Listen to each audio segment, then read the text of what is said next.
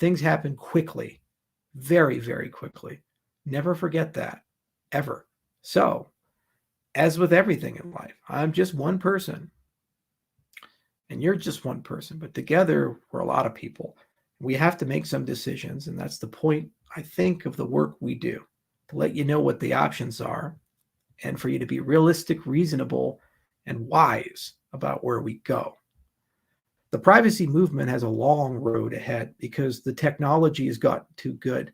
We're surrounded by microphones and cameras and a pervasiveness that would make George Orwell blush. And there's not a lot of regulation or control over these things to protect your privacy. One of the reasons why I'm so deeply embedded in the blockchain industry is because it's the only regulating function that can actually give you a guarantee that what's on the label is actually what's in the can. If you're promised something with a blockchain, you get at least a basic guarantee that that's probably true. There's nothing in life anymore like that. We can't trust our institutions anymore. We just can't. They've become morally bankrupt. We can't trust our leaders anymore. We can't trust the process upon which the leaders are accepted anymore. That's why our industry exists, in a nutshell. That's why we do what we do. It's why I work on things like midnight, because I say, what could actually give you some semblance of privacy back with some reasonable guardrails and boundaries so that you can actually live your life? But you have to do your part. If you truly believe in these things, nothing the NSA or the federal government has done will ever compare to the amount of information that Google knows about you or Facebook knows about you. Nothing, because it's their business. And they've hired hundreds of thousands of engineers, data scientists, researchers to wake up every single day. They've built the world's most sophisticated artificial intelligences to wake up every single day and understand just a little bit more about you because they have a financial incentive to do so, and no one controls it. That's the dirty reality and truth of the world that we live in. It's getting so bad you don't even own anything anymore. There are BMWs being sold right now where you have to pay a subscription to have heated seats, and if you don't, they get turned off. When you buy content now, movies, songs, these types of things, you used to have physical media, physical discs. You don't have that anymore. Guess what? They're now basically part of a platform. And if you get deplatformed, you lose access to all of your subscriptions. Book is inconvenient. It's on Kindle. You wake up one day, the book is gone. This is why the motto, you'll own nothing and be happy, is repeated gleefully again and again by the Weffites running around. Why? Because there's truth to it. People are walking towards a world where you can't even repair stuff. The right to repair? Look it up. You want to know why I don't like John Deere anymore? Well, it's very simple. It's really hard to repair this stuff. You can't just swap parts. It doesn't work anymore. Software prevents you from doing that. It's the world we're heading towards, a world where you control less and less. More and more decisions are made for you, not even by people, but by algorithms. It's an incestuous relationship between the private industry and the governments of the world. And in many cases, many of the smaller governments no longer even have the power to say no. They're told by a large global order what to do. That's the problem. And that's why the blockchain industry exists. Why people are fighting hard every day, writing software every day, and deifying certain people who aren't martyrs, who benefit financially and haven't made huge sacrifices. It doesn't accomplish anything. It diminishes the movement. We don't have to have martyrs anymore because we are all living the consequences of this. We've all felt this. Whole world got shut down for 2 years and no one owes us an explanation for it. Every day, more and more freedoms are taken from us, and no one owns an explanation for it. And we're told to sit down and shut up. And any person who tries to make it a little bit better is instantly villainized and burnt to the ground. That's where we're headed towards. Okay, it's not very pleasant. So I stay optimistic. And I stay optimistic because I believe that there's enough people in the world who are tired of this, that they don't want to see this anymore. They don't want to endure this anymore. They're tired of believing that tomorrow will be worse than today. I don't want to go down that road. I don't think you do. So what you have to do is return to first principles. And you have to fight for the things that you believe in and accept that every day there are going to be some sacrifices, and every day there's going to be some ups and downs and losses. Nothing is free in life. You have to take your hard knocks, and you have to accept that there are going to be internal hypocrisies in all of us.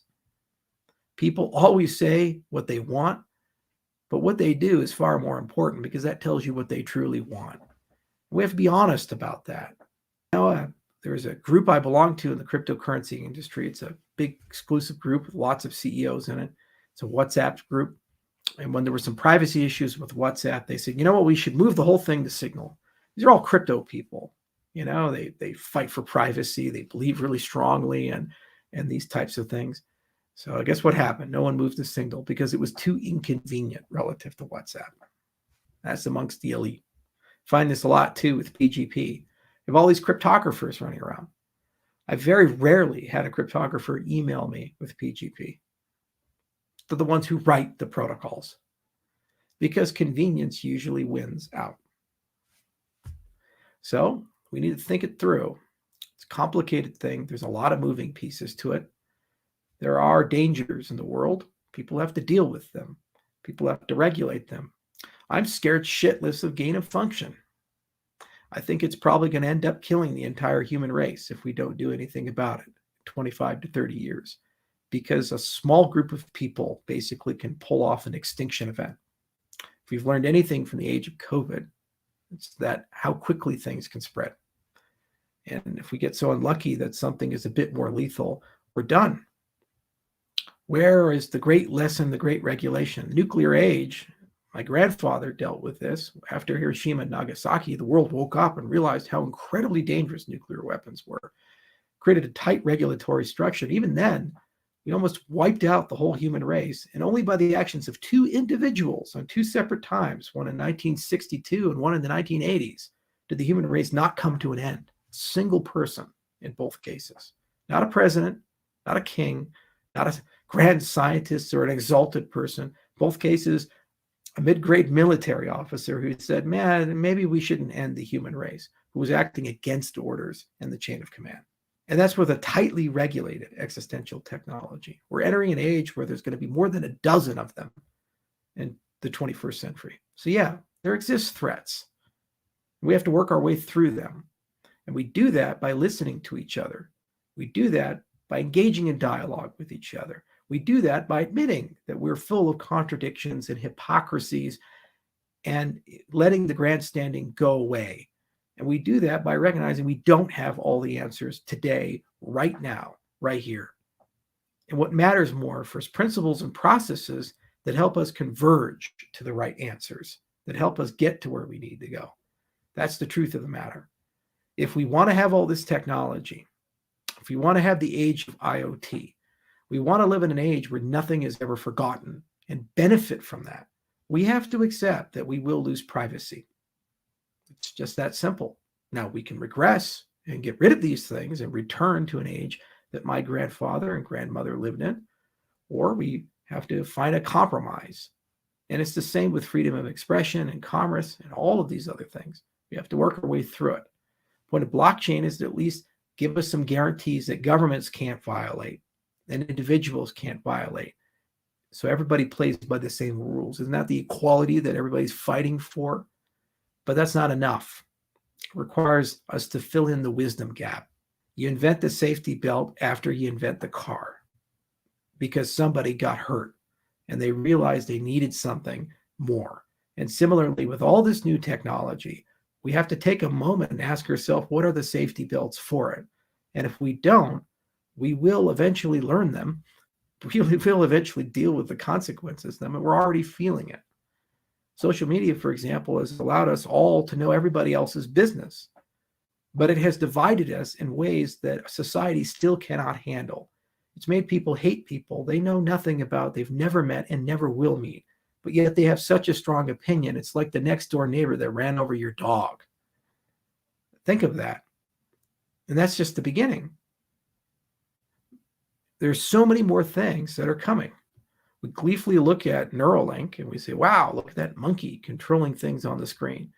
Flip the page 10 years from now, 15 years from now, BCI will evolve to a point, and AI will evolve to a point where computers can easily understand your intentions, motives, and thoughts, or at least enough about them to infer whether you're going along with something or not. Would you feel so comfortable if the government knew everything you thought?